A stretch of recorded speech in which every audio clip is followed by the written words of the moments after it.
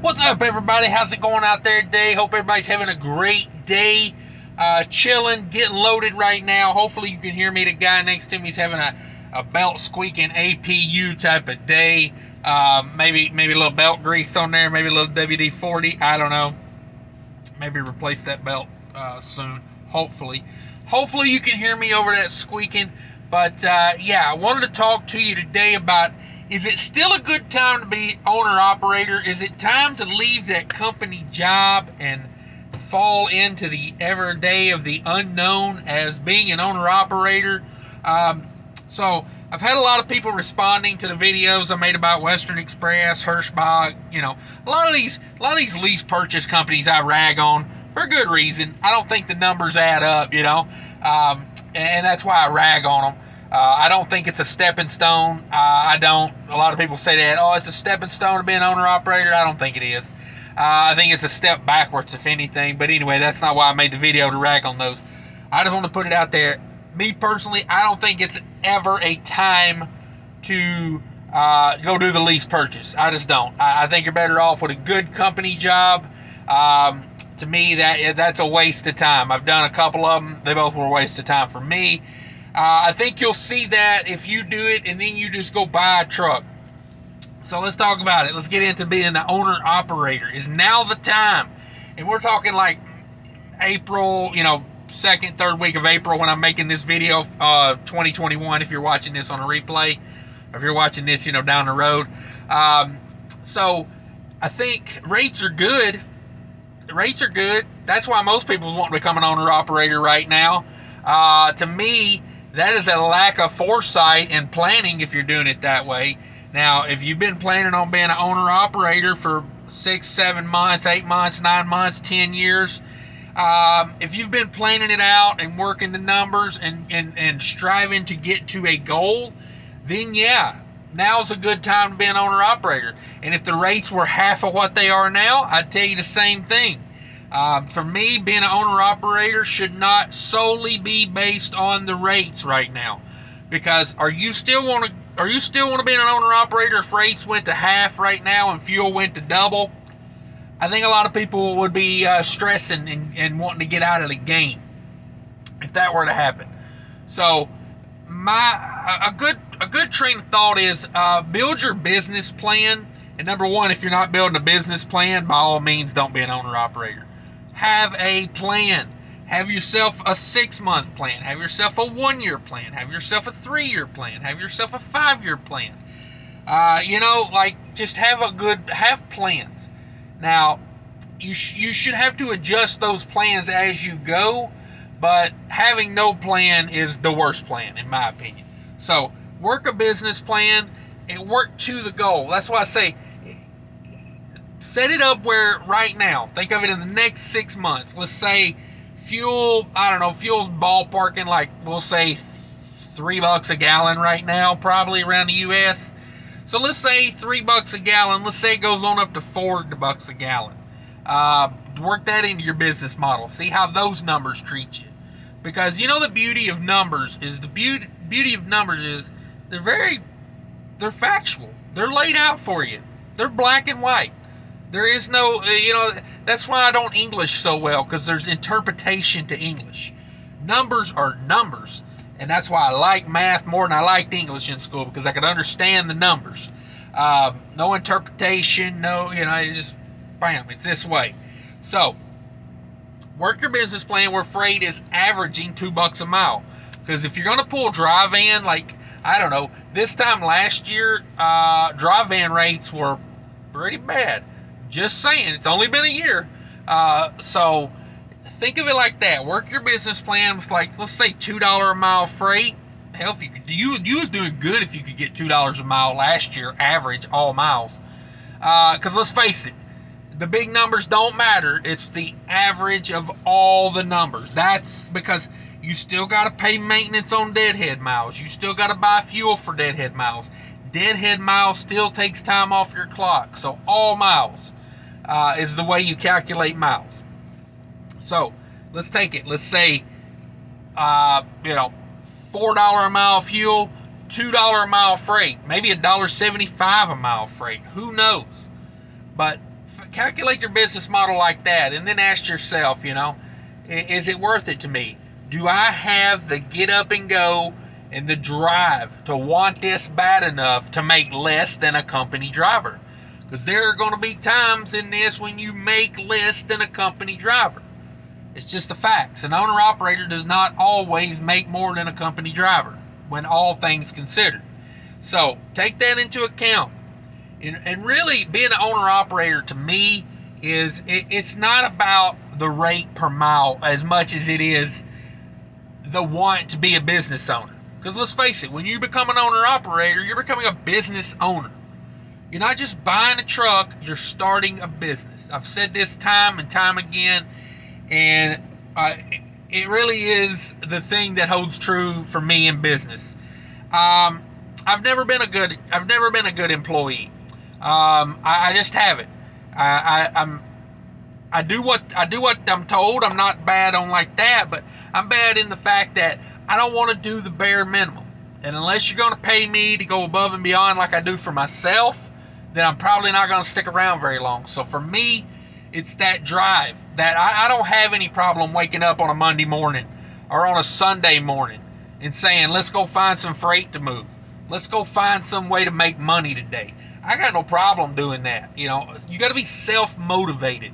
And that's why I don't like the lease purchase, because that kind of takes all that out of it. Then, because they're telling you where to drive, where to buy the fuel, when you can take time off. That to me, that's all. Just go buy a truck. Save your money, go buy a truck, lease it on somewhere. That's my suggestion.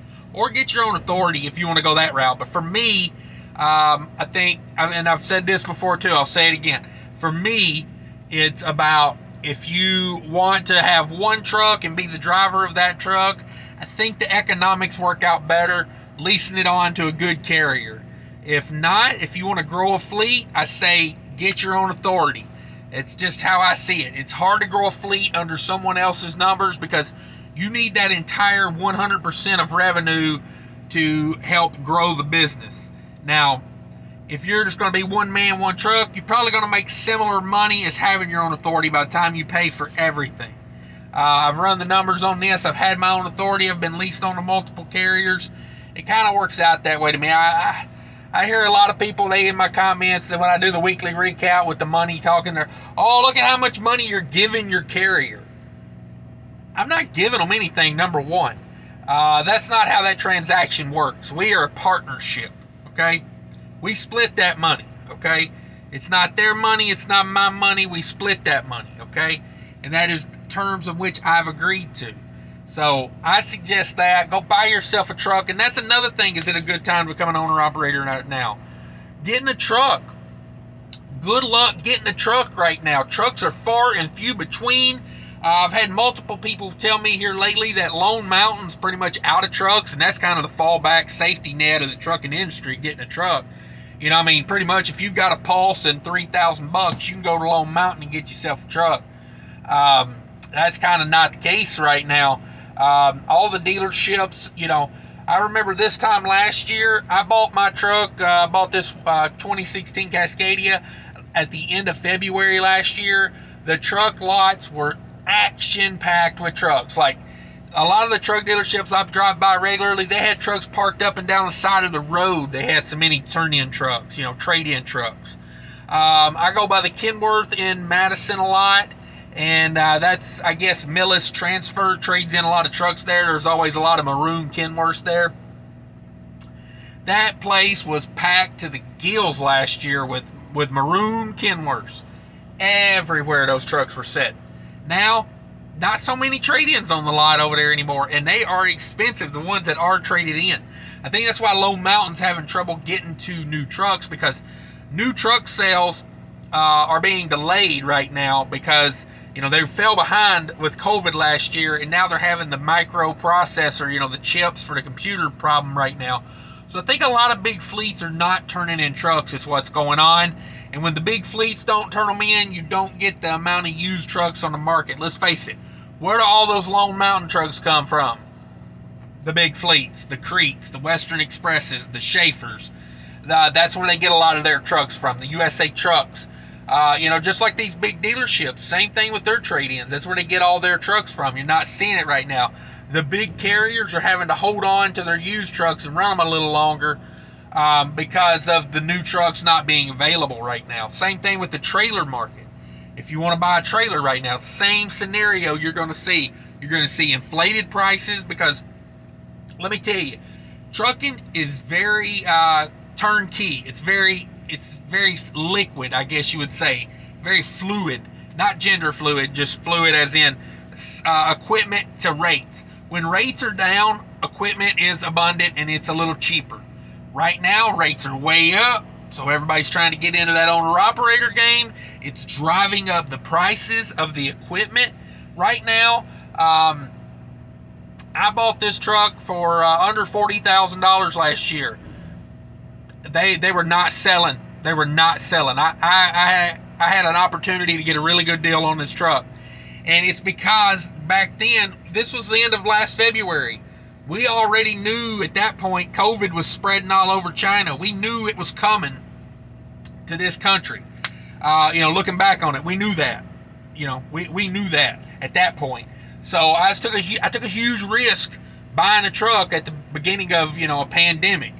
And right now it's like stocks. Right now you would be, as far as comparing truck market to stock market, you're kind of buying in at the high right now. So if you haven't been working a plan to become an owner operator for some time, I would not recommend just jumping in right now blindly. With no business plan, with no nothing, just at all costs buy a truck. That's not the way you operate in business. Because if things happen to turn negative, you're going to be the one either having to sacrifice the most, or you're going to be one of the first ones to go out. That's just how it is. Because you got to build those connections. You gotta get your business plan rolling. Now, if you've got a ton of capital, you could probably survive it, but no one wants to go backwards on their capital, right? No one wants to see their bank account go negative, or not negative, but go lower than what it was, or have to sell their stocks or their bonds or whatever you're selling, your bitcoins, to get by on. I've been through that before. When I was in my 20s, I used to take on a lot of business opportunities. A lot of high-risk stuff. I still love the business opportunities these days, but I'm a lot more cautious because I have done that roller coaster of way up to way down. And let me tell you, way down hurts. Way down hurts.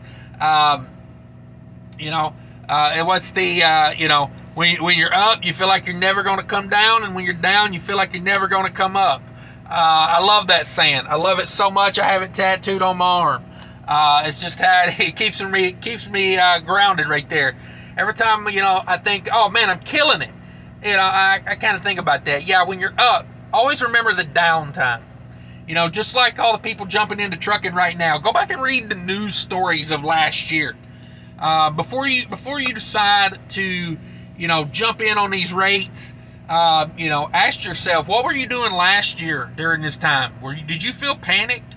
Did you feel uneasy about it? Maybe you don't have the nerves for it. I'm not trying to tell you one way or the other. I'm just trying to explain, be prepared. Be prepared. Don't just come into it because you see good rates and you got to get a piece of it. Oh, Cash is King is talking about the week he just had, and I got to buy a truck just because he had a good week. Or, this other guy on YouTube, or this other guy on YouTube, you have a good weeks, That's not a reason to get into business, is because some other guy's having a good week. I've been at this for 15 years. I've been through the downs. I've been through the ups. Now, I explain and I try to show you what I'm doing, and I have refined a lot of what goes on out here. And the point of that is, me showing you that, is so you don't have to experience the hard downturns that I've experienced. With the get yourself a fuel efficient operation. Have some capital in reserve. Be willing to say no to a load. I took off this last Friday. I'll be honest with you, the Minnesota market was soft Saturday and Sunday.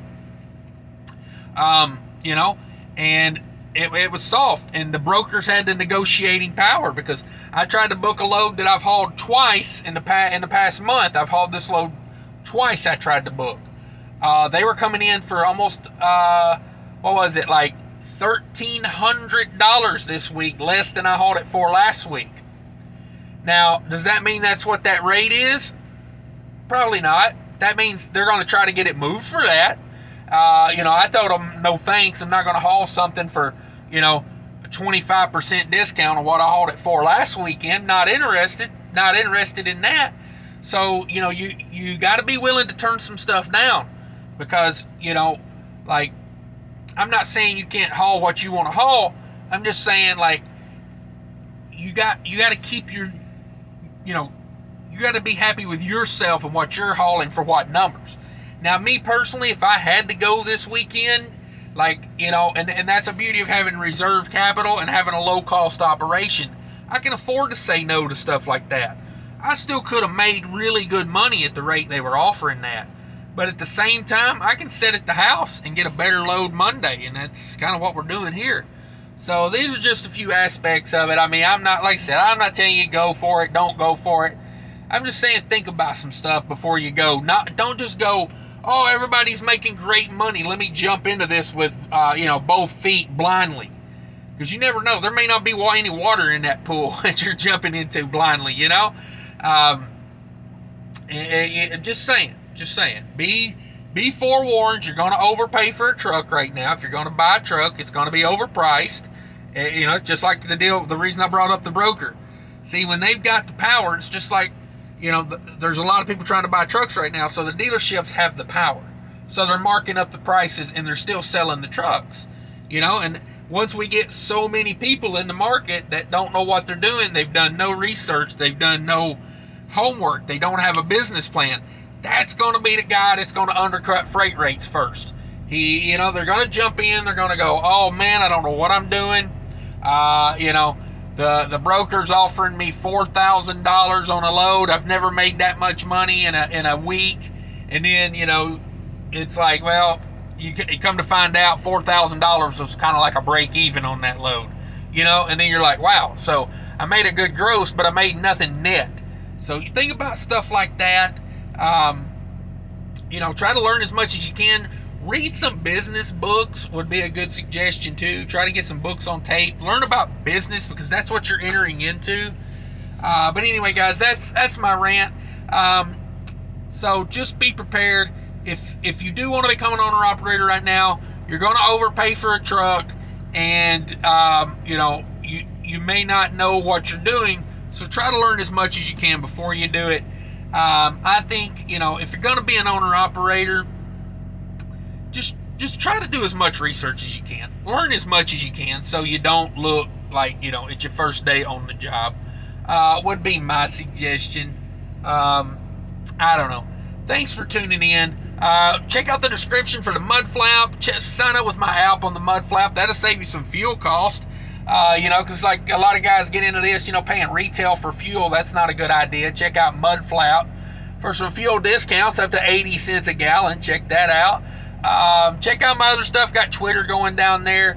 Watch one of these other videos if you want to learn more about being an owner-operator. I've got owner-operator playlists. Check those out. And until next time, take care of each other out there. Bye.